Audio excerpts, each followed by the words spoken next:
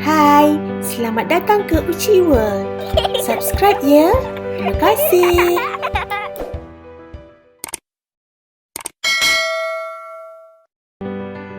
Hai, hari ini kita nak buat Kuih Vadai. Saya guna resepi Sugu Pavithra. Jom kita tengok bahan-bahan. Mula-mula kita ambil 1 mangkuk kacang dal. Kita kena rendam dia ya. Sekurang-kurangnya 1 malam ataupun 2 jam pun cukup. Lepas tu kita bilas dan toskan. Kemudian kita hiris cili kering tadi. Kemudian kita hiris bawang, kita hiris halus. Kita hiris daun kari. Iris cili api dan juga cili hijau. Iris halus ya.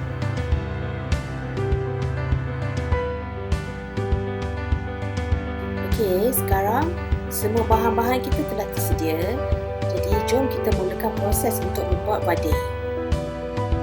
Okey, kita ambil lebih kurang 2 sudu ataupun 3 sudu daripada kacang dal yang telah direndam tadi.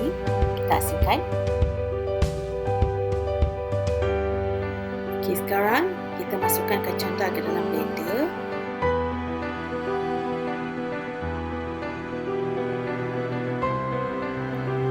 Tambah sedikit air dan kita kisar halus.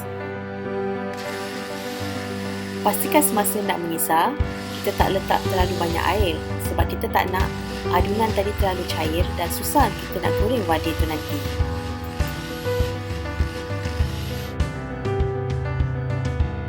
Sekarang kita pindahkan adunan ke dalam mangkuk.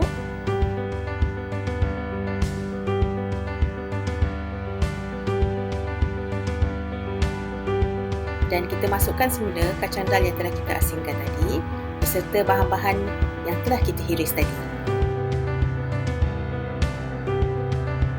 Kita kacau rata semua bahan-bahan hiris dan kacang dal tadi.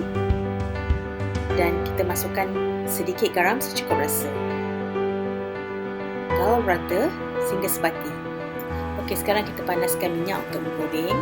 Kita bentukkan adunan kecil-kecil menggunakan tangan dan kita masukkan ke dalam minyak panas.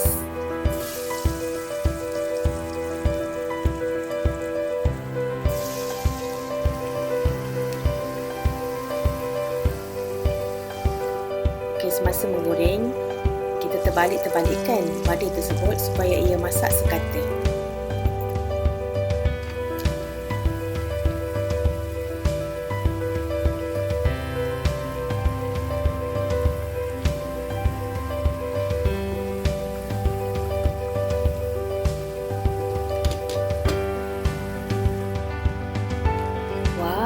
Nampaknya vadai kita dah siap.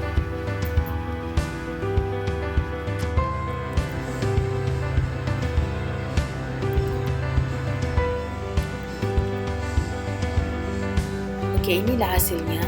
Vadai ni sangat rangup dan lembut di dalam. Sedap dimakan masih panas-panas.